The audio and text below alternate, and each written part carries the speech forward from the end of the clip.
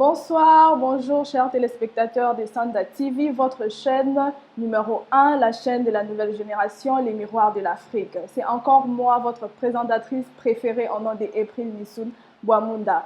Aujourd'hui, j'ai l'honneur et le plaisir d'accueillir un spécial invité au nom de Monsieur Hugues. Mais avant qu'il puisse venir sur ces plateaux, n'oubliez pas surtout de vous abonner sur toutes nos plateformes Sanda TV. Nous sommes sur Instagram, Snapchat, YouTube, Twitter ainsi que Facebook. Bonsoir Monsieur Hugues. Bonsoir Madame April. Comment vous allez aujourd'hui? Je vais très bien. Merci beaucoup et très ravi d'être dans cette structure Sanda TV. Je suis fier de vous. Le plaisir est partagé. Nous sommes ravis de vous accueillir sur notre plateau Sanda TV sur l'émission Les Parcours. Vous êtes bien habillé aujourd'hui, Monsieur Hugues. Oh, merci pour l'honneur du Congo et aussi pour l'honneur de cette grande chaîne, les Miroirs d'Afrique, qui nous informe sur tous les domaines culturels et puis informatifs de tout ce qui se passe en Afrique et au monde. Ok. Avant de continuer notre émission, nous allons parler sur l'indépendance en RDC. Mais avant de continuer, nous allons demander à notre invité de se présenter. Oui, bon, je suis Monsieur Tandioy Hugues, donc je suis congolais, donc un Congolais de souche. Je suis marié à Madame Jennifer Tandioy, je suis père de 2 enfants. J'ai fait mes recherches en communication et puis en ressources humaines. Et plus spécialement dans les domaines des relations industrielles. Donc c'est ça, et je suis membre fondateur de la communauté congolaise aux Philippines, et puis j'étais aussi président de cette même communauté, et je suis fier d'être congolais, et voilà, très content de partager avec vous et puis de répondre à vos questions. Merci beaucoup, Monsieur Hugues. Merci d'accepter notre invitation sur Sanda TV. Nous savons que vous êtes très chargé, mais vous nous avez donné votre temps et nous vous remercions pour ça. Merci. Et aujourd'hui, chers téléspectateurs, nous allons parler de l'indépendance en RDC. Pourquoi nous avons choisi ces sujets? Oui, c'est vrai que c'est un sujet pertinent, intéressant, et nous voulons savoir si c'est important de pouvoir fêter l'indépendance en RDC. Sans plus tarder, êtes-vous prêt, Monsieur Hugues, à répondre à nos questions? Je suis vraiment prêt. J'étais prêt lorsque j'ai reçu votre invitation et c'était la fierté, donc c'était depuis longtemps. Merci beaucoup, Monsieur Hugues. Alors, notre première question, que pensez-vous de l'indépendance en général? L'indépendance, et en particulier les Congo, donc c'est le moment de fierté, parce qu'un enfant est né, il grandit, et c'est le temps qui va dire au revoir à ses parents, donc les temps d'autonomie. Et dans les cas du pays, c'est les temps le pays accède à la souveraineté aussi bien nationale qu'internationale. Les pays deviennent maîtres, gérants des décisions, c'est lui le décideur, c'est lui qui va signer les traités, c'est lui qui va faire la gestion de son pays. Donc c'est le temps de l'autonomie, de la liberté. Ok, merci, Monsieur Hugues. L'indépendance, en général, c'est le temps de la liberté, comme vous le dites. Ouais. La deuxième question est, pourquoi on a besoin de l'indépendance dans notre pays, la RDC? Pourquoi? La situation de la RDC, mon pays que j'aime tant, est vraiment particulière. Donc, on part d'une situation... Moi, je parle de la colonisation. Je comprends la colonisation comme la prise en otage. On nous prend en otage. Oui. On est Congo, il y a des empires, il y a des royaumes qui étaient bien organisés. Nous avons les royaumes Congo, nous avons les royaumes Kuba, nous avons les royaumes Lunda, nous avons les royaumes Luba et le royaume Bashubi, empire Bashi à l'est. Et tout à coup, un monsieur se décide, à partir de la Belgique, de prendre tout un pays en otage. Et pendant des années, donc, il impose son système de vie, il impose sa culture, il dénie ce que nos ancêtres faisaient. Donc, c'est le temps de cette prise d'otage qui prend fin suite au combat de résistance des autochtones parce qu'ils devaient retourner à leur vie initiale. Et c'était un moment de fête. C'était un moment de fête. Voilà. Ok, merci pour votre éclaircissement. La troisième question, est-ce que c'est nécessaire de fêter l'indépendance? Est-ce que Euh, c'est nécessaire? Absolument, absolument. Donc, les temps de l'indépendance, parce que on doit comprendre, on a été sous la tutelle, on peut dire, d'un monsieur ou bien d'un pays quelconque. Et voilà, on accède à la liberté et on prend des décisions, on se fait des objectifs. Que maintenant nous avons le contrôle de la situation, qu'est-ce que nous allons faire pour notre peuple, pour leur donner mieux. Parce qu'on pense que lors de la colonisation, dont le traitement n'est pas du tout humain, et maintenant que nous avons le contrôle, on va gérer le pays en respectant. Donc on se donne les objectifs. Maintenant, le moment de l'indépendance, lorsqu'on fête, on veut revoir. En fait, c'est un temps de réflexion. On se met assis, on dit, écoute, quels sont les objectifs que nous nous sommes assignés et nous, où en sommes-nous avec ça? Voilà, c'est la commémoration. Normalement, on doit les célébrer. Et puis, le temps aussi d'évaluer ce qui a été et puis voir ce qui sera le pays. Ok, mais dites-nous, comment vous fêtez l'indépendance en RDC? En RDC, c'était un moment spécial. On voit parade militaire, on voit, donc on montre les muscles. Voilà, nous sommes maintenant nous avons été et nous continuons à être autochtones. On peut devant la nation. C'est sur ces, il y a des défilés dans les entreprises. Souvent, les élèves vont défiler. Devant les présidents de la République, devant les gouverneurs dans des provinces, comme tout le monde ne peut pas aller dans la capitale. Et il y a l'armée qui va faire sa face, on va monter sa face, on va voir les hélicoptères, disons, surfer disons, les airs, on va voir les autos blindés, les militaires. Donc c'est le moment de fête, voilà, nous sommes Congolais, c'est les drapeaux congolais qui est maintenant qui planent. Voilà, c'est de cette manière-là qu'on fait. Il y a également aussi des concerts par-ci par-là. Ok, merci. Oui, c'est nécessaire de fêter l'indépendance en RDC. Vous avez bien suivi les réponses de notre cher invité. Et notre quatrième question, depuis que le Congo a eu son indépendance en 1960, est-ce que vous trouvez qu'il y a des changements? Le Congo a maintenant 60 ans d'existence. Et si on voit le parcours, parce que maintenant on a accès à ce qui s'est passé avant 1960, seulement aux écrits. Il y a les gens qui ont écrit pour nous et on lit. Et puis voilà, nos parents, peut-être pas votre parent, mais mon père qui est né à 48, donc il a bien vécu l'indépendance. Donc ce sont eux qui nous relatent comment ça a été, comment ils ont enduré cette période d'atrocité, de traitements inhumains. Par contre, il y avait quand même la vie sociale organisée. Donc, les Belges ont quand même présenté à ceux qui travaillaient quand même il y avait des atrocités, mais la vie sociale était quand même organisée. 60 ans, il y a eu des changements. Premier changement, c'est l'homme congolais qui est maintenant preneur de décisions. C'est ça le premier changement.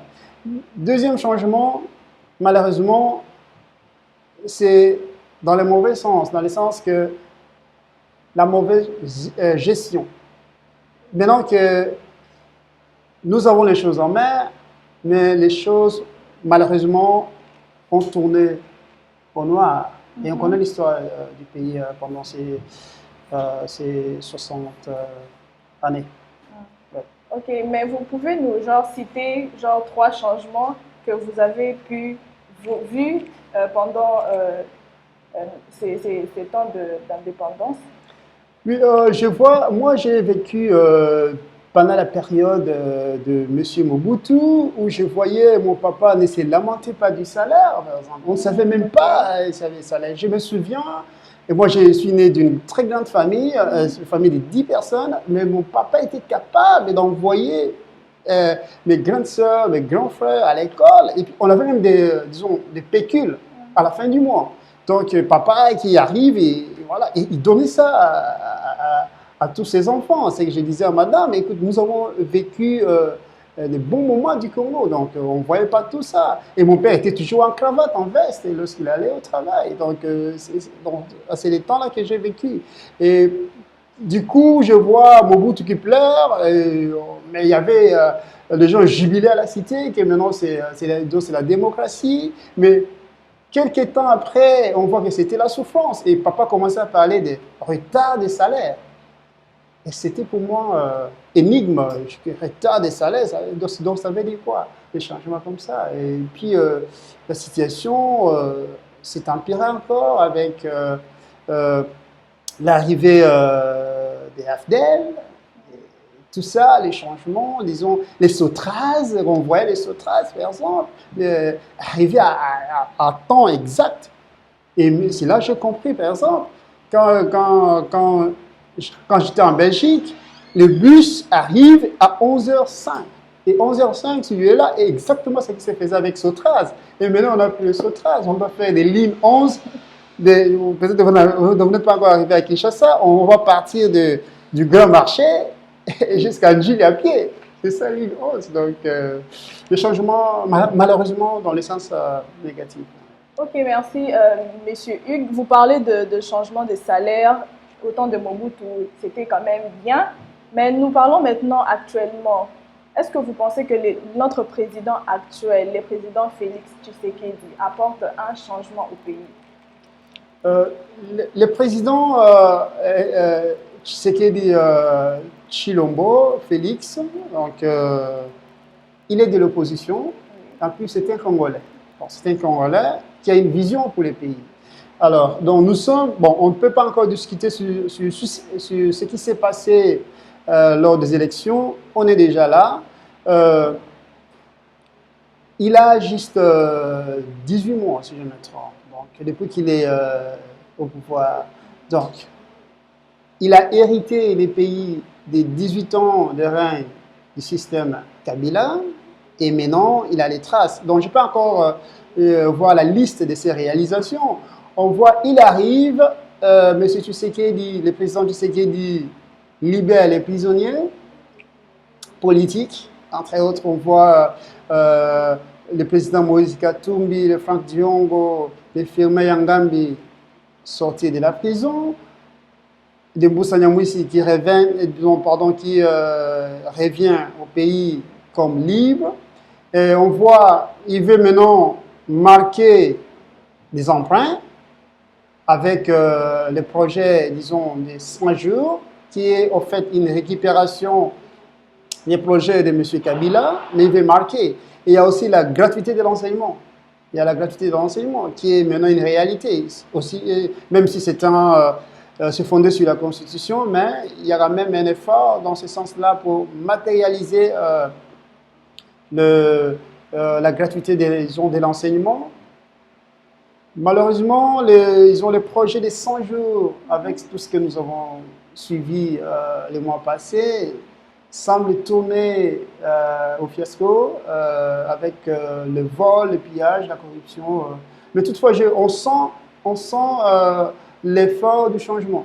Et maintenant, il est pris en sandwich avec la nomination de M. Ronsa Malonda, de CENI. Donc, voilà. La situation n'est pas facile, mais le monsieur tente de faire quelque chose. Merci à notre président Félix Tshisekedi de pouvoir tenter au changement de notre pays.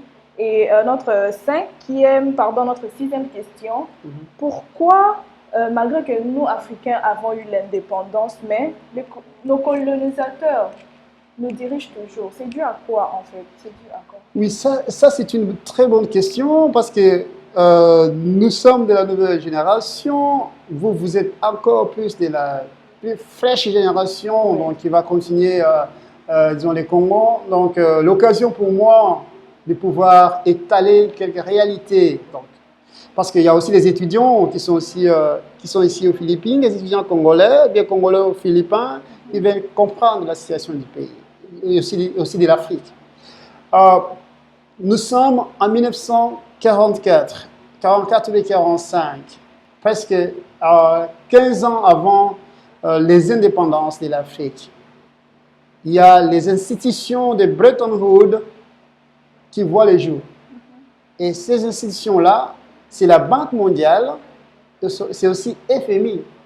Et ce sont eux qui ont les cash, qui ont les capitales. Parce qu'ils avaient déjà en tête que les pays qui seront... Il y avait déjà le mouvement des indépendances dans l'Afrique.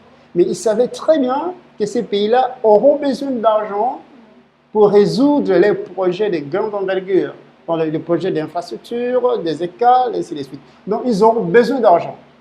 Alors, lorsque vous allez mettre ces projets en place, vous devez frapper quelque part, dans des banques. Alors, des banques, c'était des banques belges, par exemple. Alors, les pays africains, qu'est-ce qu'ils font? Non, ils n'ont même pas fait quelque chose. C'est la Banque mondiale FMI qui propose des dettes. Alors, lorsque vous êtes lié aux dettes, mais c'est l'accord de coût. Et présentement, l'Afrique a autour de 500 milliards d'aides qu'il doit rendre à la Banque mondiale et FMI. Et notre Congo, le pays, en décembre passé, selon les statistiques, c'est 3 milliards. C'est 3 milliards que nous devons rembourser à la Banque mondiale, FMI et autres organisations, Banque européenne, ainsi de suite. Donc, ils nous ont fait miroiter que c'était une aide, mais ce sont des dettes. Et nous sommes liés. Ce qui fait que quand quelqu'un vous donne l'argent, il vous lie. Avant de prendre une décision qui engage votre pays, il va dire non, faites ceci, faites cela. Moi, je veux ceci, moi, je veux cela. C'est ça ce qui fait que il y a des dictatures qui sont soutenues par, les puissances occidentales et nous sommes restés, quand bien même indépendants, toujours dépendants, parce qu'on n'a pas les capitales. Ok, merci pour votre réponse. Nous parlons de dette ainsi que de richesse. Mais quelle méthode utiliser pour que la RDC redevienne un pays puissant comme avant, comme à l'époque de Mobutu? Quelle méthode vous pensez? En fait, le pays doit être autonome. Le pays doit... parce que c'était la fête, donc c'est la fête lorsqu'on accède à l'indépendance. Ouais. Mais maintenir cette indépendance, c'est aussi une autre chose. Donc c'est un devoir de tout le monde. Nous sommes dans une situation d'économie de précarité, d'économie de la dépendance. Et nous avons suivi les discours du président de la République. Donc, après ces voyages, il était content d'avoir eu en retour un montant de milliards d'aides, de ce voyage pour soutenir ces projets. Et entre autres, la gratuité, de l'enseignement. Et tout ça, ce sont des dettes. Il faut financer, il faut promouvoir l'industrie nationale. Et quand je parlais avec votre DG, M. Junior, qui est aussi très intéressé, il m'a posé la question, que pensez-vous de l'apport des Congolais pour le développement? Il faut promouvoir les petites et moyennes entreprises. Oui. Accès au crédit. Parce qu'il y a des gens, imaginez-vous, vous créez une petite entreprise et vous embauchez 5 personnes. Ces 5 personnes ont des familles. Donc vous impactez d'une manière ou d'une autre autour de 20 et peut-être 50 personnes. Parce que ces 5 personnes, les familles sont liées et puis vous payez. Donc la promotion de l'économie nationale, la promotion de la main-d'œuvre nationale, c'est ça qui vous donne plus le pouvoir et le capital de se tenir debout et capable de discuter en partenaires égaux avec les puissances nationales et peut-être aussi africaines. Merci pour votre réponse. Et nous parlons de l'indépendance parce que nous avons dit que nous avons eu l'indépendance et nous sommes libres. Mais pourquoi alors le pourcentage du chômage au Congo est élevé? Pourquoi? Ça, c'est aussi une très bonne question. Le chômage, pourquoi il y a le chômage? Manque d'emploi. Pourquoi il y a manque d'emploi? Manque d'investissement. Et pourquoi il n'y a pas d'investissement? C'est manque de climat d'affaires. Et ça nous renvoie encore aux rapports internationaux, par exemple Doing Business. Doing Business, c'est les rapports de la Banque mondiale qui nous donnent si le pays a un climat d'affaires. Le pays a un climat d'affaires. Il y a quelques critères, ça sera peut-être l'objet d'une autre émission, pour que le pays puisse répondre à un climat favorable d'affaires. Mais malheureusement, le Congo occupe la 184e place sur 190, 690. Bon, je parle français belge, donc sur 190. Donc on est presque à la queue. Donc ce qui fait que le climat n'est pas favorable. Et par contre, nos amis, nos voisins comme le Rwanda, Rwanda occupe disons la place 29. C'est de loin que le Congo. Donc ce qui fait que lorsque les investisseurs essaient d'examiner où peut-on investir, bien sûr, ils vont feuilleter tous ces rapports. Ils feuillettent les rapports, voir si on peut investir au Congo. Et il y a des problèmes de sécurité, problèmes d'infrastructure, problèmes d'électricité. Tout ça combiné fait qu'il y a des investisseurs. Quand il y a un investisseur, il y a les travail, automatiquement, disons, le chômage tombe. Et il y a aussi la politique. Comment les pays, comme disons, l'exécutif, mène sa politique, disons, d'emploi pour attirer à ces investisseurs.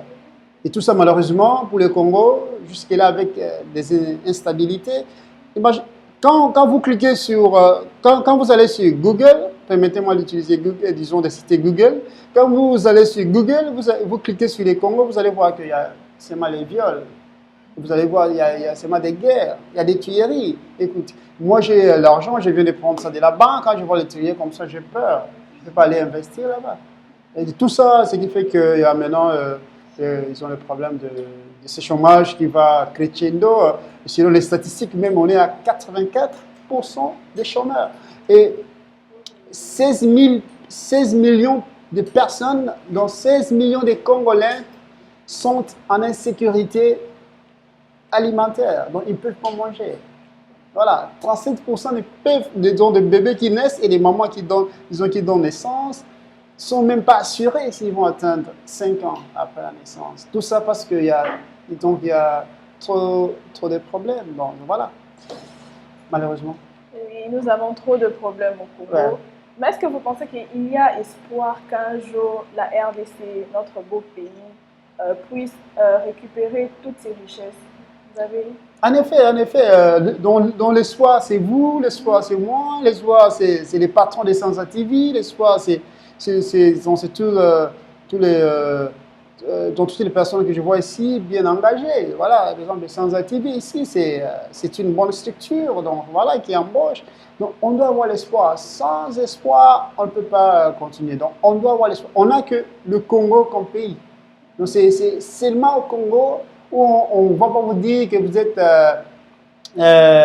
Congo. Là, vous êtes Congolais. C'est seulement au Congo où il n'y a pas de tracasseries comme ça du point de vue d'identité. On peut arracher les passeports d'ici par là, mais on ne sera jamais membre. Donc, on doit garder l'espoir et on doit travailler, on doit contribuer pour qu'on puisse donner un avenir radieux disons, à notre pays. Et c'est notre devoir. Ok, merci beaucoup. Alors, chers téléspectateurs, gardons espoir, car l'espoir, c'est nous, c'est vous. Et notre 10e question, si on vous demandait d'apporter votre soutien pour le développement du pays, de notre pays, la RDC, ça sera quoi? Le soutien, c'est... mon soutien doit être pratique. C'est la mise en place d'une entreprise, d'une petite et moyenne entreprise qui pourra embaucher au moins 10 personnes. Et je suis en train de travailler sur ça. Comment je peux amener 10 personnes? Et c'est aussi l'invitation de la diaspora congolaise. Ceux qui sont ici ou bien ailleurs, en Europe, en Asie, disons, en Amérique, en Océanie, de pouvoir contribuer. Nous avons l'exemple des Philippins, des OFW, disons les Philippins qui travaillent à l'étranger, qui toujours contribuent pour leur développement avec des petites et moyennes entreprises. Ils embauchent, ce qui fait que ils ont les Philippins actuellement, quand même le salaire est bas, mais ils ont les taux de chômage de 14% seulement. pardon, qu'est-ce que j'ai avant? 7%, si je me trompe. Donc 7% de chômage. Donc ça veut dire qu'ils arrivent à maintenir, ils ont leur économie.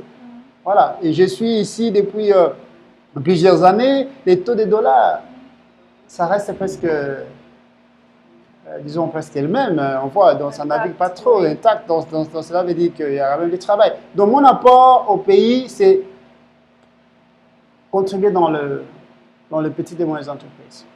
Et j'invite aussi les autres à faire autant. Créer une petite ferme par-ci, par-là, créer une maison, une petite Subé Café, embaucher 3 personnes, c'est toute une famille que vous impactez. Et puis voilà, c'est le changement. Oui, alors très chers téléspectateurs, il n'y a pas de sous-métier, essayez tout pour avoir vos fins. Et notre dernière question. Ouais. Êtes-vous fier d'être Congolais, malgré tout ce qui se passe? Vous êtes fier? Non, je suis 150% fier. Donc, on ne peut pas éviter les problèmes. Donc, les problèmes sont là pour que nous puissions travailler également. Donc, ce sont des défis qui nous sont lancés. Donc, nos ancêtres ont pu ce qu'ils pouvaient faire. Ils sont arrivés à arracher l'indépendance et il y a eu des bonnes choses, de bonnes réalisations, et c'est nous qui continuons avec les défis. Ce n'est pas pour autant qu'on doit dire, et voilà, c'est la politique de l'Autriche, il y a trop de problèmes, je quitte les pays, même si vous quittez les pays, mais cherchez à contribuer les pays.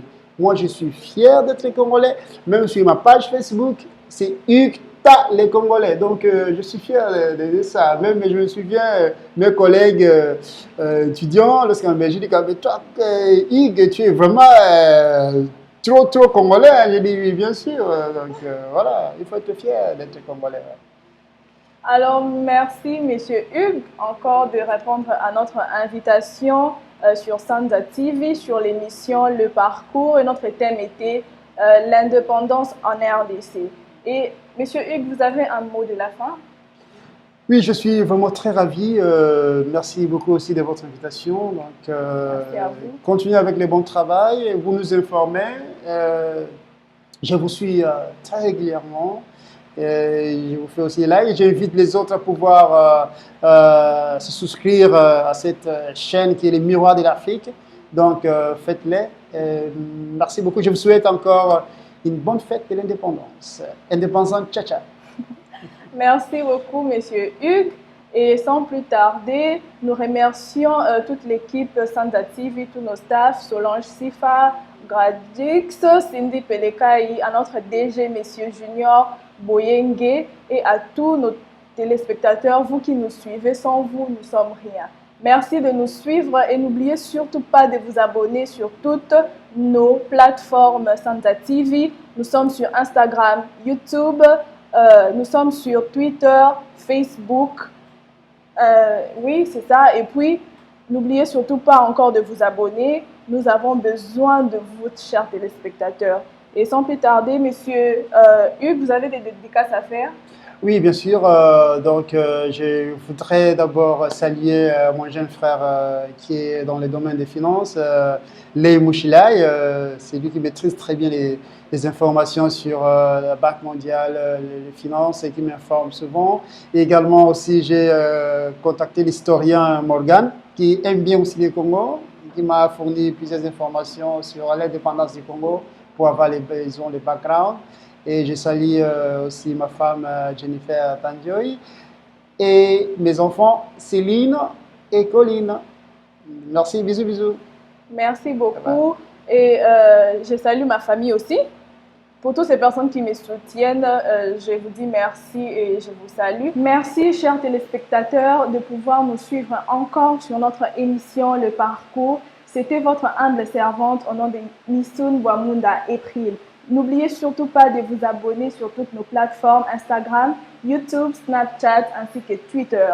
Abonnez-vous massivement, partagez nos vidéos, soyez là avec nous car nous avons beaucoup à vous offrir. Et nous vous disons merci et à la prochaine.